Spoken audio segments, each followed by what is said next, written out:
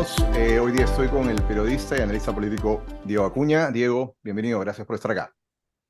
Hola Sergio, ¿qué tal? Qué gusto verte nuevamente. Un gusto, hace 2 años creo que conversamos la última vez. Es más, entrevistaste a Pedro Castillo hace casi 2 años y por ahí viene la primera pregunta. Después que desnudaste la falencia de Pedro Castillo, la gente votó por él. Lo tuvimos de presidente cerca de año y medio. Las razones podrían ser el antivoto y algunos arguyen que hubo un tema de fraude. ¿Tú crees que hubo una razón más porque una gran parte de la población votó por Pedro Castillo? Sí, sin duda, al margen de si hubo fraude yo siempre he sido de los que sostiene que la elección fue muy cuestionable, ¿no? Si no se le quiere decir fraude, ¿no? Porque el fraude hiere muchas susceptibilidades y te dicen pruebas y todo, que la prueba del fraude italiano de 1957 se ha descubierto ahora recién. Entonces, tú puedes tener dos o tres cosas raras en una elección, pero no puedes tener 10 para que sea creíble. Como tampoco puedes tener 65 casi por ciento de encuestados peruanos que solicitaban una auditoría por los diversos motivos que en su momento dimos a conocer, pero el bottom line, como se dice allá, es yo no creo que el resultado electoral reflejó la voluntad de la mayoría de la población del Perú. Ese es el bottom line. Ya tú llámale lo que quieras. Pero habiendo dicho eso, es innegable que sí un choclón de gente votó por Pedro Ujú, Castillo. Y el solo hecho de que eso haya ocurrido tiene que llamarnos a reflexión de por qué fue así, ¿no? Porque digamos que no sacó 19%, que sacó 15 o 13 o 12, igual es un bloque importante que ujú. no debería existir para un candidato tan paupérrimo, ¿no? Y para una propuesta comunista. Ese es el análisis que yo creo que hay que hacer, ¿no? Entiendo.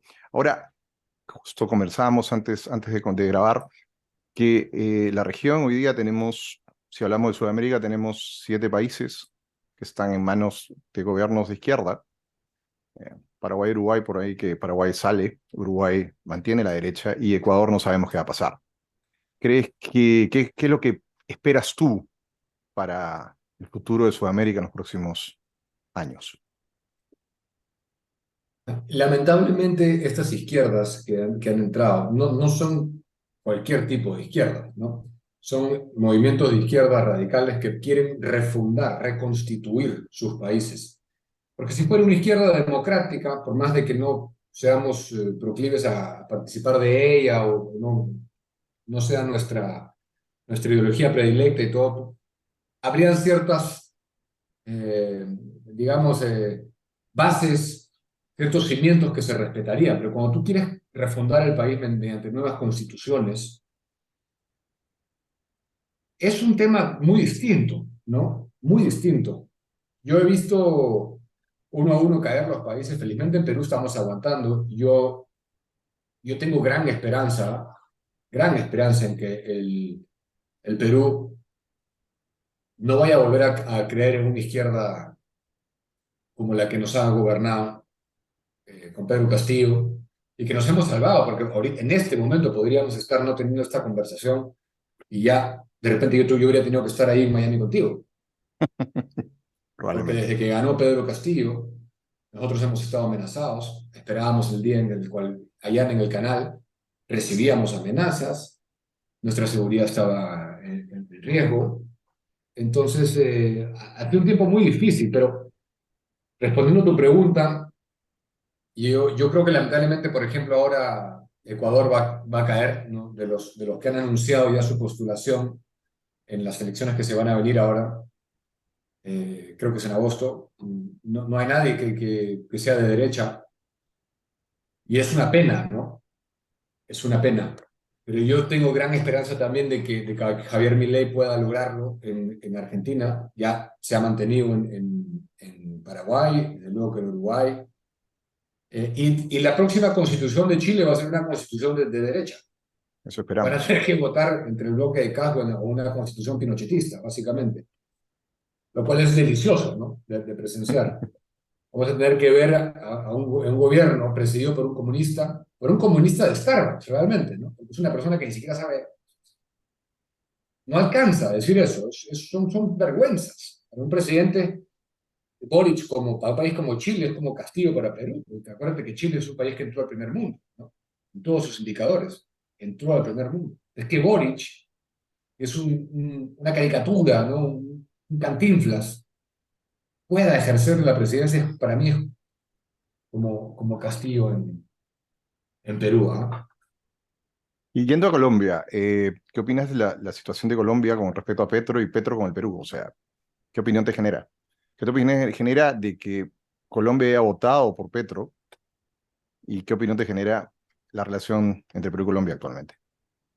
La misma opinión y la misma sorpresa, la incredulidad que me desató cuando Castillo llegó al poder, apoyado por las facciones ligadas a Sendero Luminoso, entrando por la puerta grande con el voto popular, con el Movadef detrás de él, con Ares Sute detrás de él, infestado de gente de ideología, eh, digamos, de Sendero.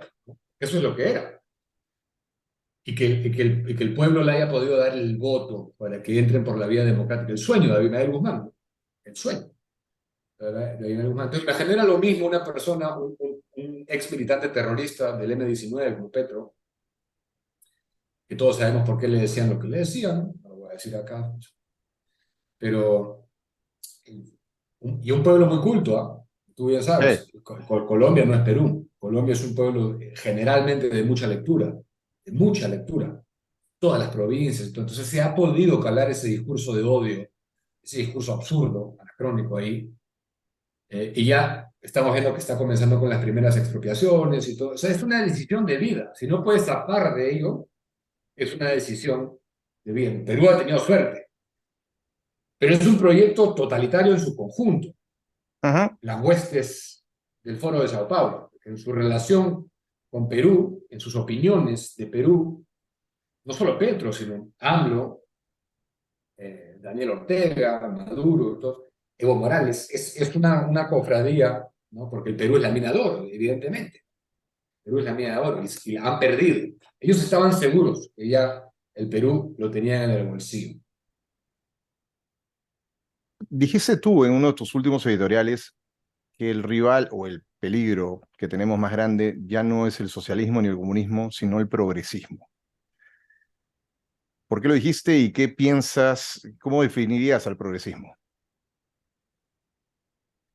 Bueno, es un tema bien amplio, ¿no? Me alegra que estemos hablando en digital. Es, es el enemigo fundamental, porque luego de la caída del muro de Berlín, en esta era post-marxista en la que vivimos, ya vivimos en un mundo de post, de verdad, post-Gramsci, post-concepción gramsciana, nunca habían parado el comunismo de empobrecer al proletario, al trabajador, al campesino, al obrero, nunca, ahí donde metió la mano, nunca terminó de hacerlo más pobre de lo que ya era.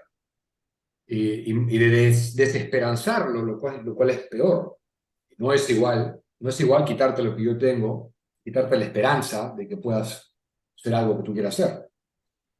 Le quitaron las dos cosas. Entonces se fueron adjudicando cosas a través del ámbito intelectual y el progresismo ahí, es ahí donde entra a tallar, ¿no? Es increíble que en marchas LGBT podamos ver banderines del Che Guevara, eh, Contradictorio. que el Che Guevara dirigió el primer gran campo de concentración y de rehabilitación para homosexuales, eh, y los consideraba escoria a los homosexuales. No nos olvidemos lo que hizo Fidel Castro en el puerto de Mariel, ahí donde estás tú en Miami. Los mandó. Pero fundamentalmente lo que quiero decir es que fue muy claro en que después de la caída del muro de Berlín tenían que reinventar la manera de jalar agua para su molino, jalar adeptos. Y ahí entra la causa LGBT, porque a los homosexuales les comenzó a decir que el patriarcado capitalista era el monstruo, era la causa de la intolerancia, la causa de su malestar, la causa de su sufrimiento, el sistema capitalista, la familia tradicional, la iglesia católica, los mismos, si te fijas, los mismos enemigos que el comunismo. Exactamente lo mismo. Lo mismo hicieron con el feminismo y la causa madre también del progresismo, que es el ambientalismo, que busca destruir el sistema capitalista como lo conocemos y controlar nuestro sistema de vida. Entonces a eso voy, y el progresismo ha pasado a ser un movimiento social y político. No es social, netamente. Ujú.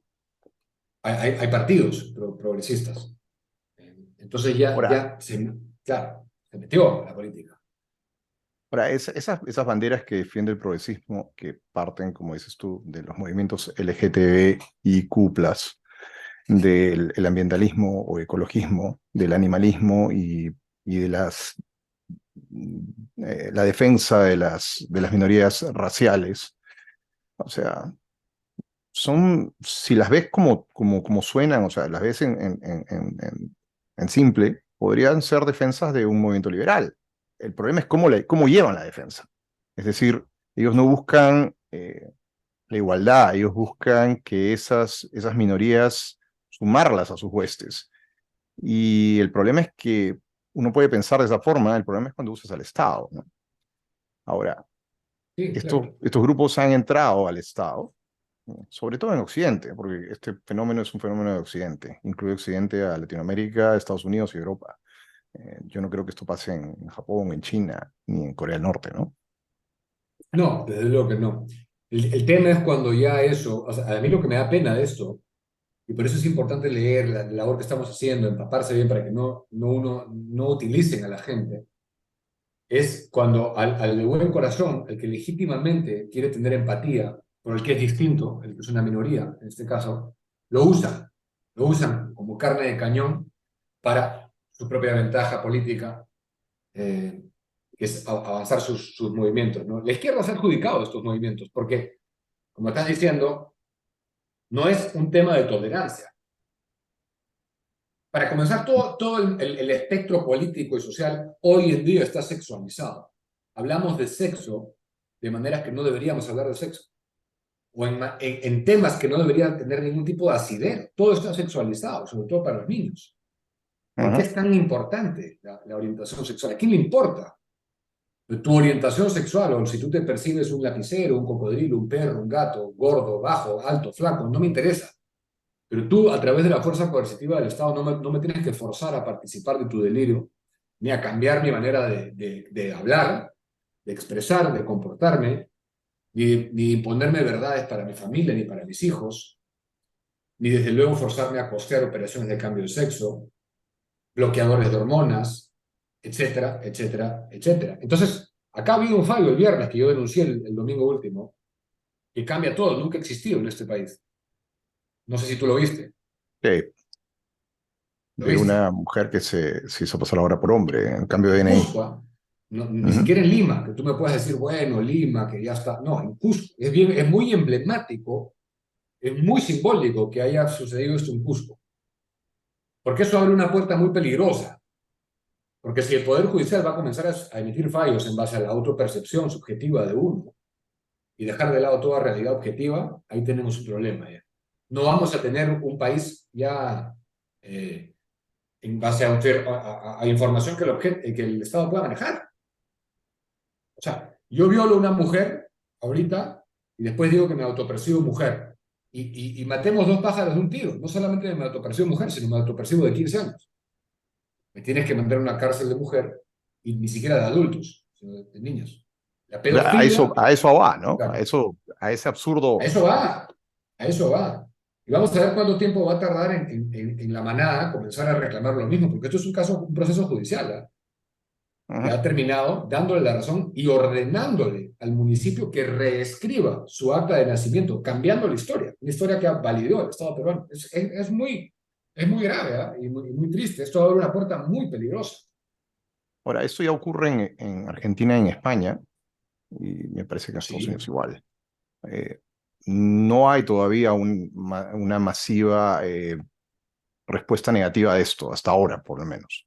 Espero que no la haya, pero sí hay casos aislados de gente como, como gente que entra a prisión y siendo hombre a una prisión femenina, que es súper peligroso, o lo más triste, lo que estamos viendo en el deporte, ¿no? de gente que se autopercibe mujer, entra a competir y con ventaja física, ¿no? Eh, ¿Crees que, ¿Cuál crees que es la forma de parar esta ola? Bueno, en Argentina y en España, que son para mí los países donde más ha avanzado el progresismo, no hay pocos casos, ¿ah? No es que son dos o tres. Ah, ok. O sea, hay muchos casos ya de gente que se ha percibido de una edad que no es para cobrar pensiones o de una edad que no es para que no lo manden a la cárcel de adultos o para ser Yes. un pedófilo. Hay un caso ahorita en Estados Unidos que se ha dado de un hombre de 57 años que se ha percibido de 7 años, de un hombre que se ha hecho ciego. ¿Viste esa? Sí, Y terrible. consideraba que había tenido que ser ciego y se quitó la vista intencionalmente. O sea, estamos confundidos. Estamos absolutamente confundidos. La diferencia es que este sí se quitó la vista, se hizo ciego, porque su autopercepción le dice que él había tenido que ser ciego y siempre se había sentido ciego.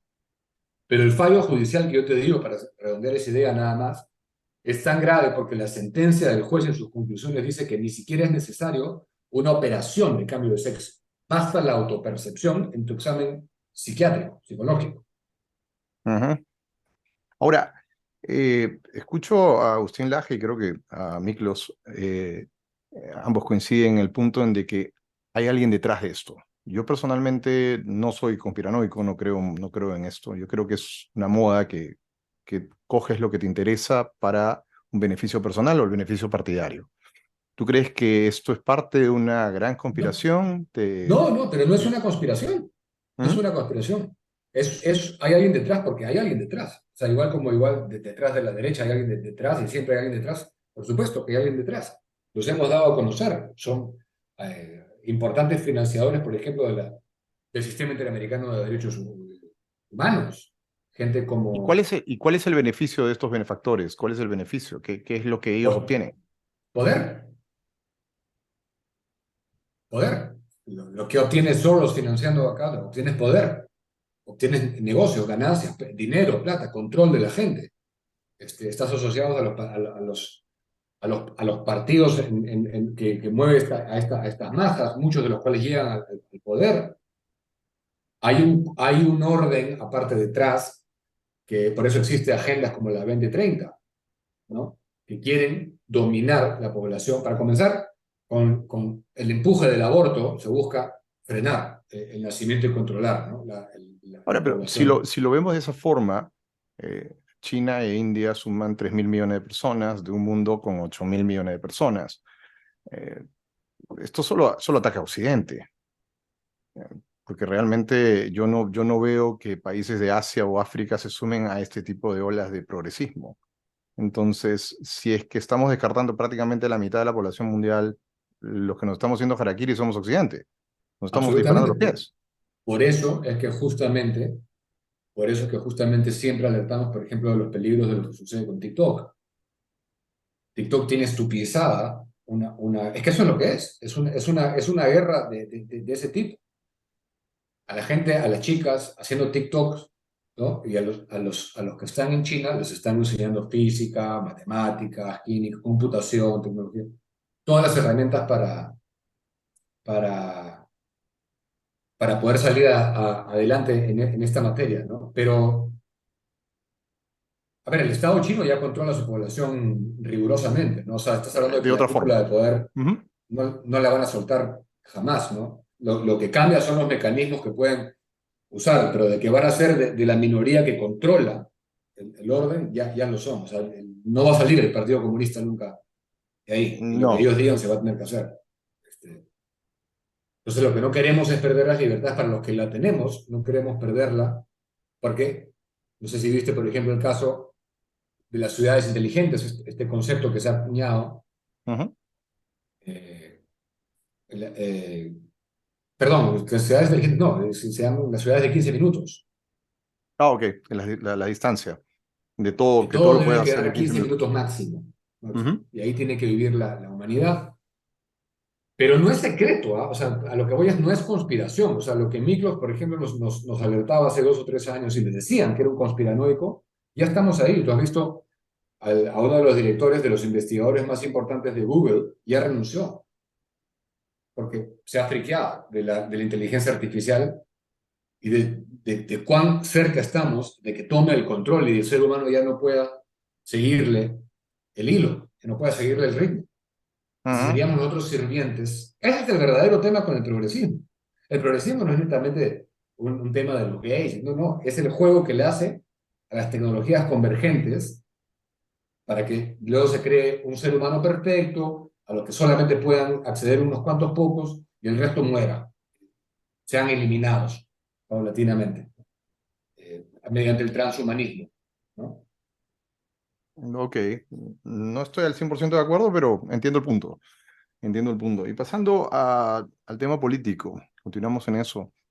Eh, ¿Cómo ves, regresando a nuestro país, a Perú, cómo ves las opciones de partidos políticos para la próxima elección? Eh, ¿Ves posibilidades, ves líderes, ves agrupaciones que se están formando de bases? ¿Algo positivo? No, la verdad que, siendo honestos, no, no veo a nadie. Veo las mismas caras, veo actores nuevos, sí que es importante, aislados, pero no veo lo que me gustaría ver, que es un gran movimiento. Por ejemplo, si vamos a hablar de liberalismo, que sea de liberales, o que sea una nueva derecha reinventada, moderna, con nuevas caras, pero con un cuerpo unido, cohesionado y con fiel a ciertos principios, ¿no? Y que quien entre, o sea, digamos que se recorra en el país un año, ¿no? Entero, tengan bases, tengan... Un año por decir algo, no podría ser más, un año y medio, Ujú. que conozcan bien, que se dediquen a concebir las soluciones para el país y que haya a una persona carismática que pueda guiar, que pueda liderar, que pueda jalar agua para este molino y que así, o sea, te digo de ninguna manera lo que yo no voy a apoyar la siguiente vez, venga de donde venga, ¿ah? Es un nuevo caudillo, un nuevo salvador, Que nos así limitamos sea a Albert eso, Einstein, nos limitamos a claro. eso y extiendo eso también al resto de los países de la región. Buscamos a un caudillo, no estamos buscando partidos, no estamos buscando ideas. O sea, se dice que las democracias maduras tienen partidos en donde la izquierda y la derecha, si queremos hablar de izquierda y derecha, no están muy distantes. Los extremos ocurren en las democracias inmaduras, que es en el caso de nuestro país y las de la zona. Así es. No encontramos un partido que realmente responda a eso, lo que nosotros tenemos en nuestro país, y, y como dices tú, no viene nada nuevo, ¿no? No hay nada nuevo bajo el sol. Nos encontramos con lo No, mismo. yo no lo veo, al menos, ¿Cómo es? realmente un movimiento, no lo veo. Que te lo puedas creer, aparte, ¿no? Porque ahora he visto, por ejemplo, que Pedro Cateriano ha formado un partido Ujú. liberal y todo. Y para comenzar, yo no creo que sea liberal. Él dice que es liberal, yo no creo que él sea En lo liberal, una económico. persona. O sea, entendamos liberalismo, si lo podemos dividir en tres patas, Tampoco, sería ¿no? lo económico, lo social y lo político.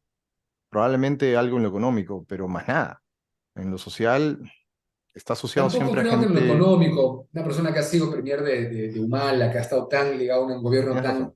tan estatista, tan intervencionista, después ha sido ministro de Vizcarra, otro que está en el partido con él, que se quiere lanzar a presidente Rafael Belaúnde, eh, ha sido ministro de Vizcarra. Entonces, no, tiene que haber un movimiento que tú te puedas creer, que es, si hablan de liberalismo o si hablan de conservadurismo o de lo que quieran, pero que te lo creas, ¿no? Ujú. Ahora, es muy difícil sentar bases a nivel nacional para que no solo el caudillo piense de una forma. Le pasó al mismo López Aliaga. Prácticamente, él dijo que iba a leer cada currículum que entraba a su partido. Y tuvimos este que fue ministro de Castillo, no recuerdo el nombre, Increíble eso. Valer. O sea, ¿Vale? Claro. ¿cómo se le pasó si él lo vio? ¿No? O sea, se te pasa. O sea, formar partidos ahorita significaría, tienes el riesgo a que el grupo de personas que te va a rodear no piensen igual que tú. Eh, Lo que pasa es que no hay base. Ujú. hay que recobrar la política. El referéndum de Martín Vizcarra ha hecho mucho daño porque le ha quitado continuidad a una potencial, para esa minoría, porque era minoritario, que quería hacer una carrera en política, sea en el Congreso o donde fuera, ha desarticulado, ¿no? Ujú. Todo el sistema partidario y hay que recobrar la vida partidaria que había antes. Antes tú hacías política, no necesariamente si tuvieras un cargo o no. Estabas inscrito en un partido, respirabas política, la debatías, entonces eso hay que recobrar. Ahora lo que hay es gente que quiere entrar al Congreso o al Ejecutivo y todo, pero no necesariamente quieren hacer política y eso no está bien, en mi opinión no está bien. Ahora, hay que ser sinceros, o sea, la naturaleza humana, el ser humano busca siempre el interés personal sobre el interés colectivo. Absolutamente. Son pocos los que ponen el interés colectivo sobre el interés personal. Y la política es poner el interés colectivo sobre el interés personal. Entonces, si nuestra naturaleza es buscar nuestro interés personal, eh, hay una contradicción, es una quimera pensar que el, el político va a ser una persona de bien y va a velar por nuestros intereses. Probablemente si nuestros intereses coinciden con los intereses de él, lo haga. Pero creo que el 95% de los políticos van a buscar primero su interés y lo que sobre para el resto, ¿no? Claro, si es que se entiende eso como movidas corruptas y todo, pero si hablamos desde una óptica más filosófica, a mí no me parece que tiene nada de malo que uno piense primero en uno y después en los demás, ¿no? Es así como subsistimos como especie, ¿no?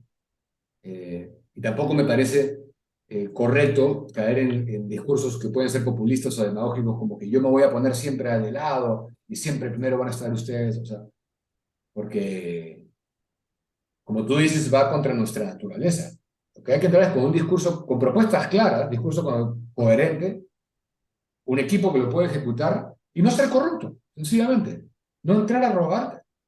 Con eso ya basta y el país es tremendamente rico. Es muchísimo lo que podrías hacer. Ahora, la corrupción es transversal a tu ideología política, o sea, no importa si eres de derecha, izquierda, nacionalista, liberal, la corrupción está ahí. Y creo que la fuente de la corrupción son los aparatos estatales muy grandes y el poder que le estamos dando a estos aparatos estatales. No he visto a nadie que proponga reducir el Estado. He visto pequeñas voces, coincido con un par de congresistas de Avanza País en eso, pero realmente no es el discurso de ninguno de los posibles candidatos presidenciales. ¿Tú qué opinas de eso? Bueno, de hecho, esa es la siguiente investigación que vamos a dejar en ILAT, en la fundación que nosotros tenemos. Ujú. Es un think tank. Este mes es la reducción del Estado. Vamos a quedar con 10 ministerios según la propuesta. Y es una escala de impuestos a la renta absolutamente reconcebida, impuestos muy bajos, que evidentemente van de la mano con una reducción del Estado. Eso sería una cosa, la voy a poner a disposición de quien quiera hacerla. Yo tampoco he visto, porque no es un discurso popular, Atractivo. Ujú. eso es un discurso popular. La Y masa quiere aparte, que le sirvan. no es un discurso popular. Y aparte yo tendría la esperanza de ver que alguien en esta elección se reconozca abiertamente de derecha, como es el caso, por ejemplo, de Adriana Tudela Ujú. y de Alejandro Cabero. Abierta, no de centro derecha, de derecha.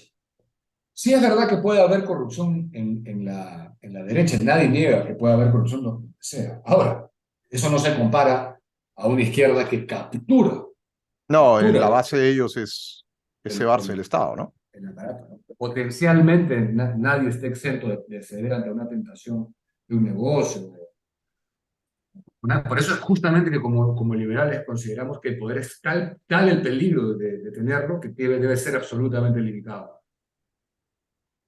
Ahora, el tema de regiones en nuestro país no funciona y funciona muy mal.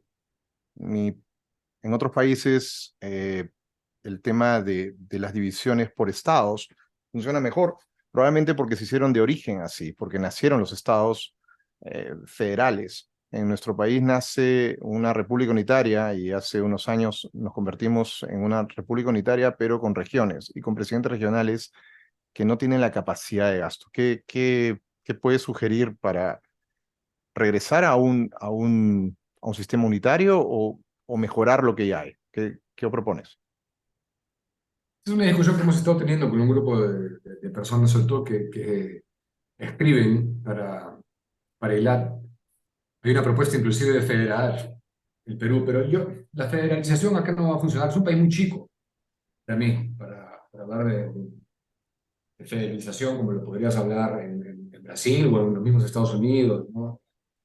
Ujú. pero no cabe duda de que el proceso de regionalización no ha funcionado, ¿no? Eso no, digamos, no solamente por la capacidad de gasto, sino porque en general el país es un país difícil de integrar también. El Perú es un país, tres regiones muy diversas.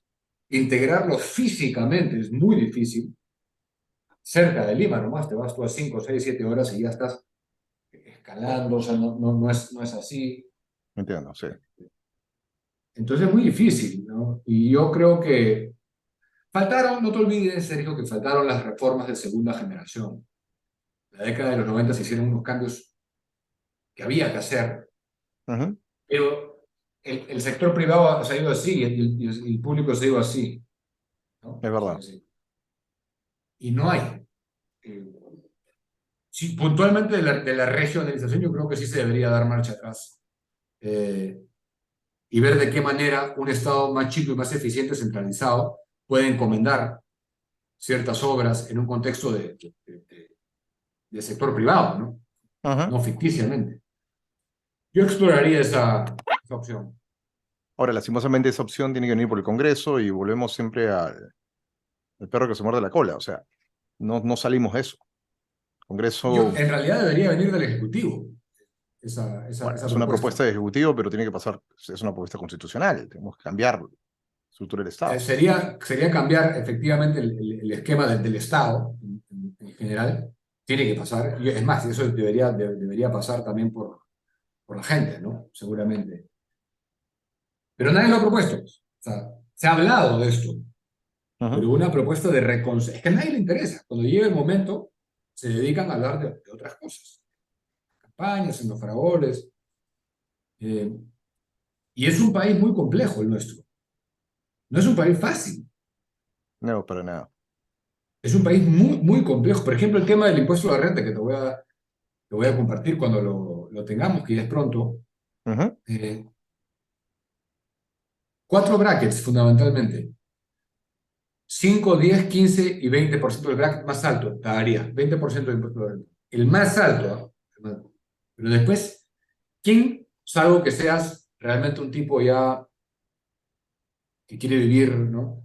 ¿Quién se podría oponer a pagar 5 en vez de nada? Y 5 es cuando ya ganas, porque vas a tener una protección de hasta 10 UITs. O sea, hasta los que ganen 50.000 soles no van a pagar nada de impuesto a la renta.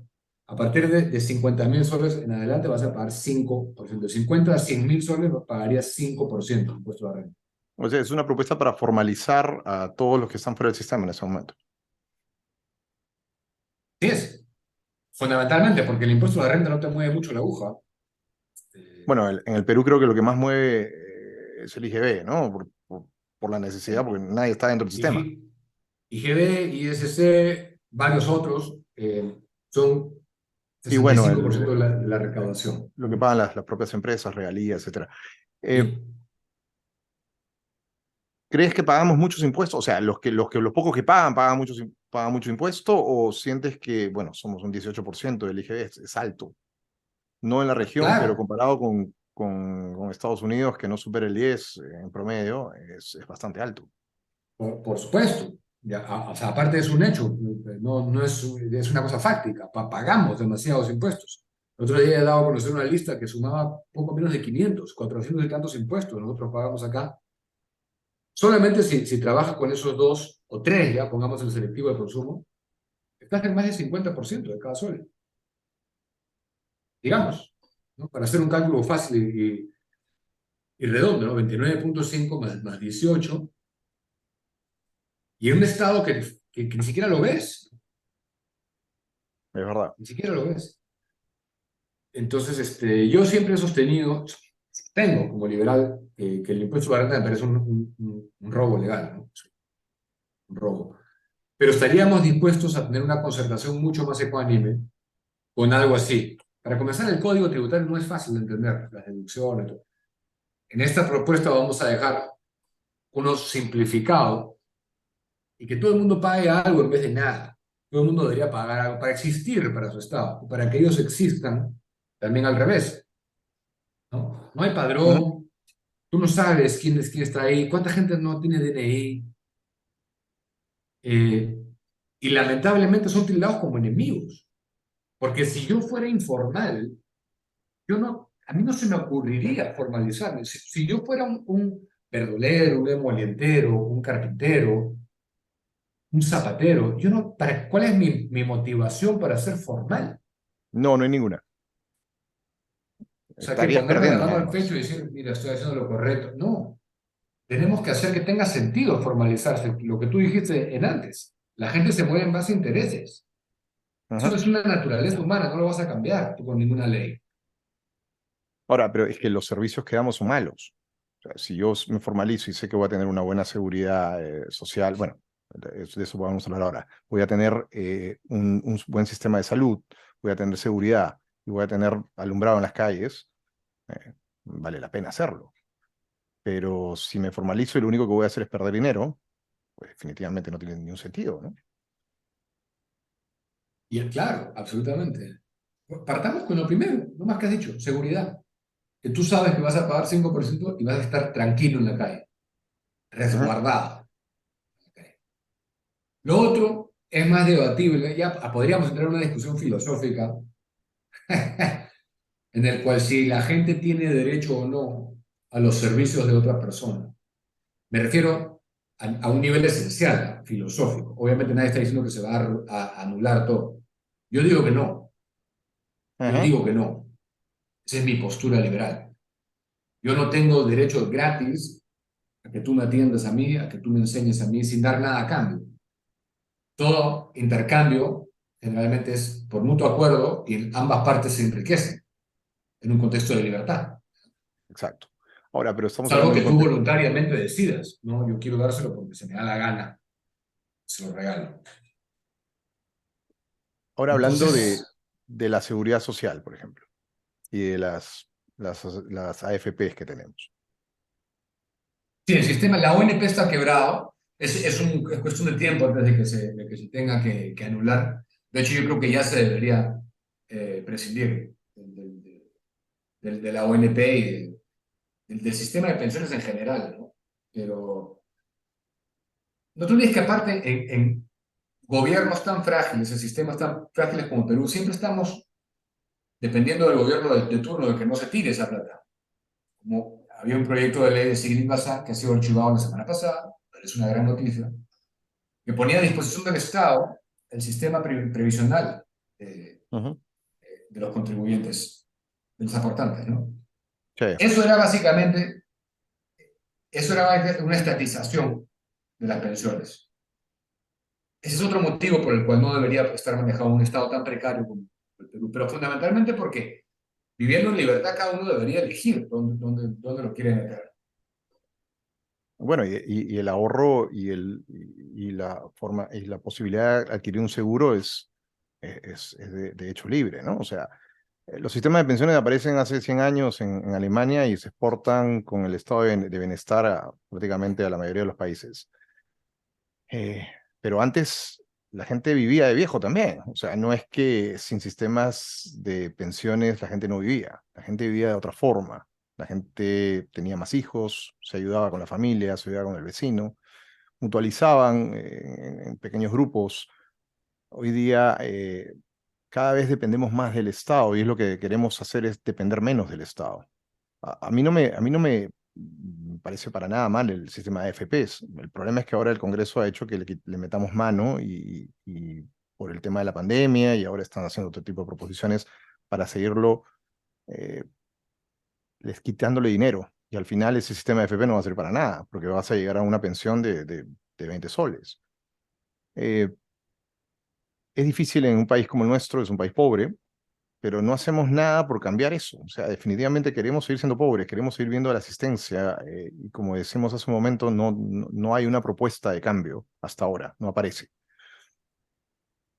Sí, ese es otro discurso que se vino abajo, lo desmontamos, el de las AFP, porque hicimos un paralelo con Chile. Y el costo, lo cierto es que el costo de reposición para un aportante de AFP promedio que había aportado durante X número de años era como de 70-80%, muy alto, muy, muy alto. Entonces ese tema de las pensiones injustas se venía abajo, ¿no? En Ujú. promedio era 70-80% la tasa de reposición.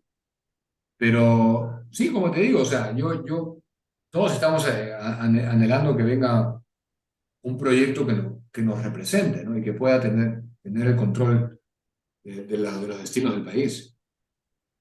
Y una pregunta personal, ¿alguna vez has pensado, se te ha cruzado entrar a la política?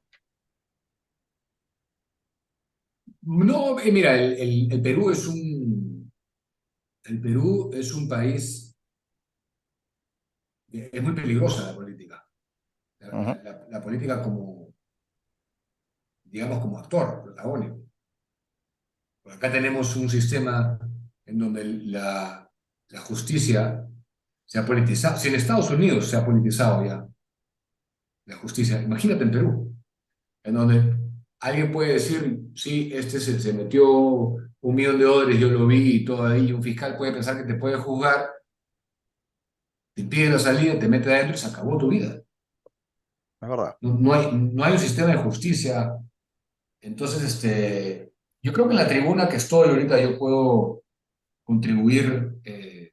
Igualmente, estamos, como te comentaba antes, que hace poco estuvo Laje acá Ujú. Sí, sí supe. y nos quedamos hablando después de esa entrevista que le hice. Igual más o menos que cuando tú me entrevistaste, la primera vez que yo lo entrevisté había pasado ese mismo tiempo, más o menos, ¿no? Entonces, me dijo, ¿qué balance haces del avance aquí de la batalla cultural? Y le dije, yo estoy muy bien, cada vez aparecen más actores digamos, en la escena, ¿no? Estamos revirtiendo la prensa caviar acá, la prensa que le ha hecho el juego al sector caviar en los últimos 20 años está muy nerviosa. Han perdido poder. Hay nuevas voces. Hay muchas nuevas voces que influyen. ¿Ah? Entonces, no sé, yo creo que a veces no es necesario. Uno quiere, lo que quiere es los resultados y lo que quiere es ayudar que el Ujú. país Es mejore. verdad. Eso es lo que al final quieres. Ahora, pero la tribuna que ustedes tienen en Willax es una tribuna única, es decir, el resto lo van a saber en internet, pero no vas a ver una televisión o una radio que tenga un discurso parecido al que ustedes llevan día a día. Yo no considero que sea un discurso único, ¿ah? No, Yo no, tengo varias. hay sus variantes, hay sus matices en cada uno de los programas. Es una derecha con matices, lo que hay en Willax, con muchos matices. Probablemente en el caso tuyo es una derecha más liberal, en el caso de Philip es más conservadora, etcétera. Pero es un canal donde difunde una idea de derecha, Yo creo que conservadora, sencillamente, liberal, yo creo que sencillamente no somos, y tampoco sé si podría meter a Milagros ahí, por ejemplo. Yo no sé, nunca he conversado con ella de esto, pero sencillamente no somos caviares, eso en su mayoría. claro, y no son ni caberes ni rojos. No, no. Claro, yo creo que no, yo no sé si alguno estará más en el centro, de repente, no creo tampoco, ¿ah? Pero eh, no creo que todos tengamos, yo de repente socialmente Beto, por ejemplo, es más progresista. Beto hasta puede que sea progresista, no sé. Hay homosexuales que no son progresistas, ¿no? Hay gays que no son nada progresistas. Alejandro es uno de ellos, por ejemplo, Alejandro Cabero. Claro, Es una persona que se opone al matrimonio homosexual como tradicional, pero está a favor de la unión civil y es un gay pro vida. total. Estuviste hace poco en lo que fue el Foro de Madrid, en Lima. Eh, ¿Qué sentiste? ¿Qué impresión te dio? ¿Qué puedes decir de ello? Bueno, el Foro de Madrid es una cosa que tiene mucho mérito en el sentido de que Vox tiene mucho mérito. Vox tiene algunas posturas que son radicales. Yo, de hecho, no estoy de acuerdo con algunas cosas que ellos Ajá. eh, sintonizan, pero nadie puede negar el papel que ocupa Vox. Nadie puede negar el esfuerzo que ha hecho comiéndose pleitos que no son de ellos, cruzándose el charco más de una vez, ¿ah? 2, 3 veces han venido los de Vox acá a dar la pata, en pleno gobierno de Castillo, ¿no? eh, y denunciar las cosas, los excesos, los maltratos a la prensa, la corrupción, la violación de la ley. Tenías un presidente que militaba en la ilegalidad, ¿no? Fuera del marco constitucional. Entonces yo creo que esos esfuerzos, vino María Fernanda Cabal de Colombia, eh, son muy valiosos, al margen de si uno comulga o no con Vox. Esa convocatoria de diálogo pro libertad. No, pero no comulgamos con los principios de Vox, pero hay puntos en común, o sea, hay puntos en que coincidimos. Hay muchos puntos en Y, común y aparte lo que más yo rescato de eso es que Vox se caracteriza, Vox es un partido político de no políticos. Entonces, eso es lo que yo más recalco de Vox, ese llamado a reaccionar y a no quedarte ahí viendo cómo te roban la libertad los enemigos de ella. A mí eso me merece todo mi respeto, todo el respeto y el agradecimiento también de Vox. No es fácil, ¿ah? Nos llevan mucha ventaja los comunistas a nivel internacional. ¿Qué impresión te generó esta muchacha Monasterio? Muy buena, ya la he entrevistado en España una vez.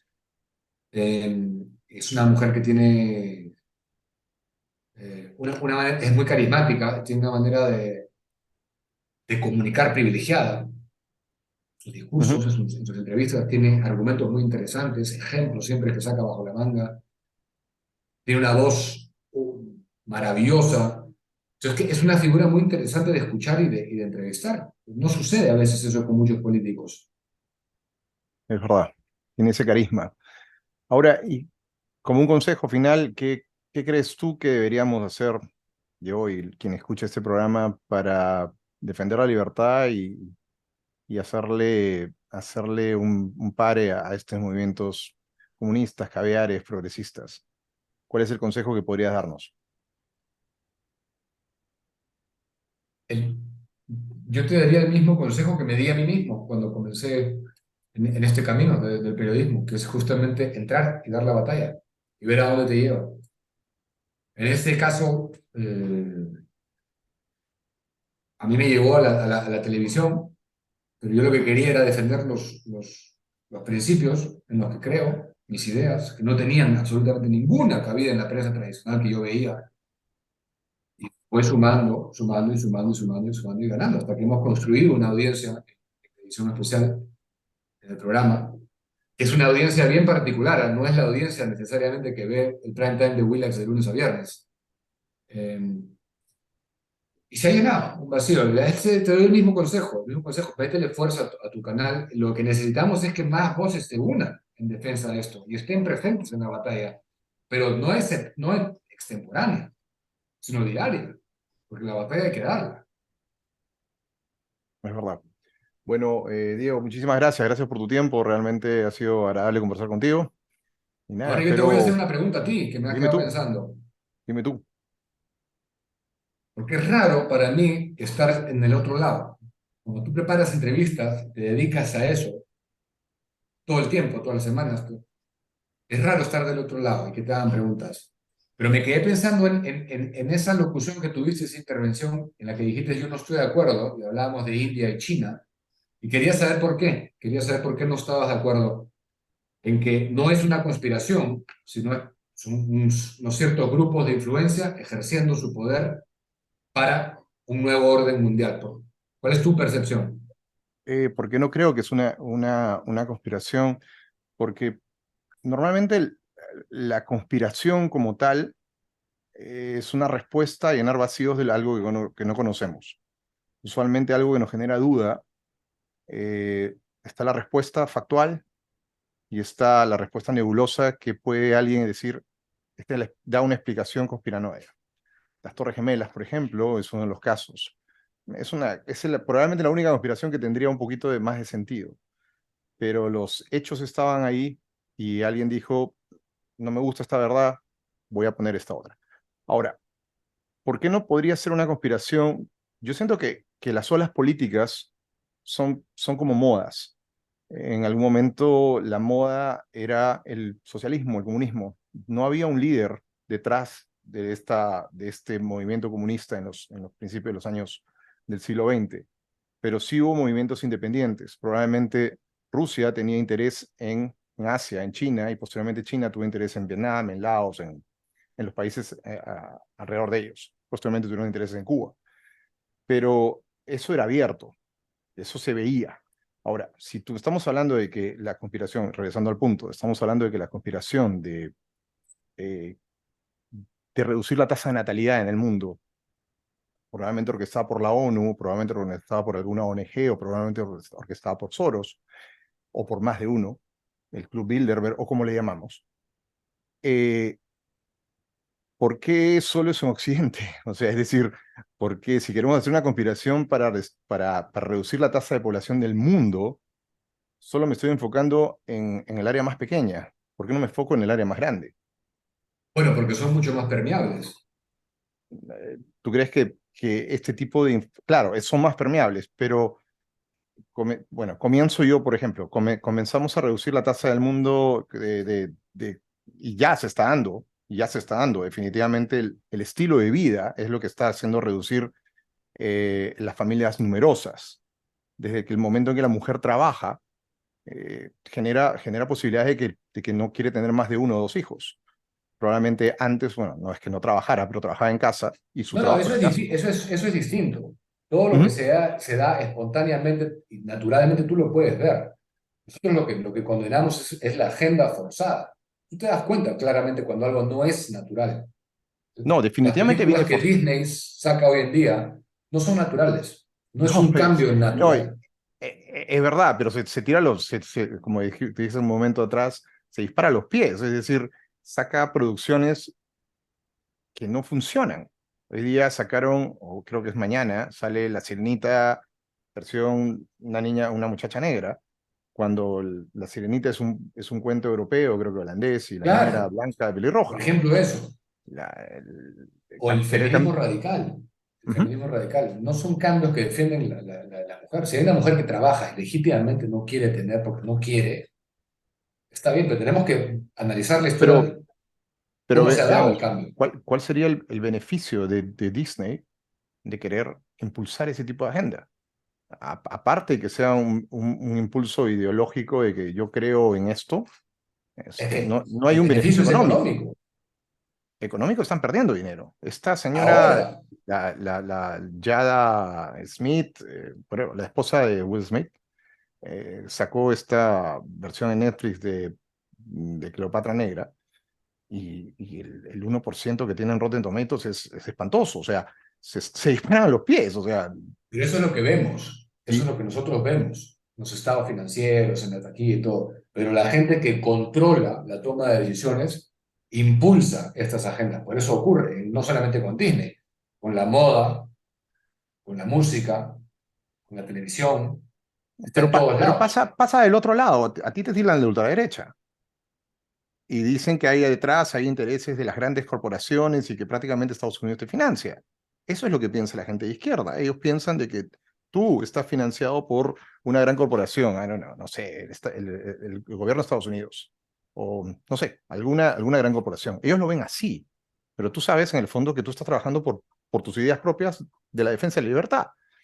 Entonces, si nosotros vemos del otro lado, no, hay un gran titiritero, cuando Es que probablemente es una moda política. porque una moda no es lo que es, pues. Una Una moda, moda ¿cuánto es una, debería? una corriente política. Acuérdate que todo nace siempre desde las aulas, ¿no? Todas las ideas grandes comienzan a aparecer desde grandes pensadores. Dos o tres coinciden y estos grandes pensadores Sí. se traducen a las aulas y las aulas llega un líder político y este líder político utiliza esto y influencia a más. Pero esto ya tiene 3 décadas, ¿ah? Ahora, sí, sí tiene 3 décadas, pero creo yo que movimientos como el comunismo tienen más de 100 años. Y Es- no es que Marx siga vivo, sentado mirando cómo la gente se mata y se muere de hambre. No sé, yo pienso que son movimientos espontáneos, son ondas políticas que El progresismo realmente te parece espontáneo, ¿verdad? no. Es un movimiento que aparece de forma espontánea a- a- después de que ciertos pensadores. O sea, todo comienza como dije. Inicialmente comienza todo en las aulas. Después pasa a ciertos influencers o políticos que esto lo llevan como política propia porque saben que eso pega y eso les genera poder a ellos. Pero son movimientos independientes. No es que Soros esté beneficiando de que No, Yada no haya son hecho una... independientes porque ya tienen una cohesión internacional a través de todos los organismos de influencia. Pero yo no sé, yo no entiendo, yo no creo que Soros esté beneficiando con lo que Yada ha hecho una Cleopatra negra. O sea, es más, está perdiendo plata si es que invirtió en esa ¿Quién? producción. ¿Mm? No, no, Disney es una de las que se pueden alinear o no. Ahora, Tienes pero yo no creo que, por Davos, ejemplo, todas las ONU. compañías que llevan un logo hoy día con la bandera gay y que, que sigan el mes del orgullo gay, se ven bien, porque ahora nos dejamos llevar por lo que la masa dice, por la masa le gusta. Así es, Nos efectivamente. estamos alineando con, con la generación Z, por decirlo de un nombre, que esto le parece normal, eso le gusta, y quien no esté, ellos lo descalifican y te destruyen en redes. Es un tema de maleabilidad del hombre. Mira el ejemplo que te daba en Cusco. Una vez que ya no seamos nada, que yo puedo ser tan mujer como la otra tan Ahí, hombre como yo. ahí comienza, ahí está la diferencia de lo que estábamos hablando, Diego, porque ahí está el Estado metido. Y yo entiendo de que se mueva en Por supuesto que están los se mueva en estados. círculos privados, no hay ningún problema. Si quieren perder No, plata, pues son los organismos que controlan los estados y eh, los estados. si eso se convierte en ley, en el caso peruano, ahí tenemos un gran problema. Ya es ley, por eso lo he Pero yo no, denunciado. pero pongamos, digamos que este juez que ha dado la concesión de que esta niña ahora sea niño o mujer o sea hombre, a este juez nadie le ha pagado. Este juez cree que eso es lo que está bien y que con eso va a ganar notoriedad y probablemente con eso sea reconocido Sí, y pero probablemente cuando postule a un lees puesto sus... político. Está bien, pero no hubiera sentenciado del mismo modo hace 20 años. Es el resultado de una influencia y de Ah, un no, hay trabajo una influencia orquestado. ideológica de atrás. Claro, Y, que y tiene pa- intereses detrás, porque una vez que seamos nada, los niños de la siguiente y de la siguiente y de la siguiente generación son mucho más fáciles de controlar por los estados y por los nuevos órdenes establecidos que se alinean verticalmente. ONU, OEA, OMS, Davos. No es ninguna conspiración. Esta es la Agenda 2030, lo que te quiero decir. bueno, Es abierta, tú la puedes ver. no, insiste, si tú miras la Agenda 2030 con ojos sin fuera de ideología, vas a ver, como te dije inicialmente, o sea, vas a ver una preocupación por la ecología, nadie puede estar en desacuerdo con eso, vas a ver que hay que reducir el hambre, o sea, son puntos muy genéricos, depende con qué cristal los Así mires. es. Son genéricos hoy por hoy, pero cada vez más, a través de los informes de la Comisión, de los fallos de la Corte, todo, la intervención está moralmente justificada y eso es lo peligroso. Por Eso es eso lo es que es tan peligroso, es, peligroso el ambientalismo, porque como tenemos la culpa de todos los hombres, cualquier intervención tiene una justificación moral que todos van a aceptar, porque estamos poniendo en peligro el planeta. Igual con el capitalismo, las fábricas, los carros, y todo va avanzando. Ese es justamente el progresismo, es ese, la bandera arcoíris. Ahí están ahora, todas las... el ambientalismo, acá, por ejemplo, creo que a partir de 2035 ya no se pueden producir coches con gas. Eso Entonces, con lo ha gasolina. firmado esta administración, ¿no? Exacto. Entonces, hasta el 2035, insisto, también es dispararse los pies, y China no lo hace, en pro No, del y cambio aparte tienes que climático. preguntarte si Trump lo hubiera firmado. Yo creo que no, O sea, de ninguna manera. no, no, pues, o sea, es una cosa que... Para comenzar, cuando yo estaba en la universidad, nos dijeron que en este momento ya Miami no existía. Miami no existía. O sea, eso es Cuando Al otra cosa Gore del salió a alarmismo. decir que prácticamente nos inundábamos todos. Claro. Entonces, eso es otra cosa para cuestionar también cuán científica realmente es el alarmismo ambientalista. Entonces, es todo un tema, pero no O es sea, tan así, no es ninguna conspiración. quedando para una siguiente vez. Así es, cuando quieras, Sergio. Gracias, Saludos. Diego.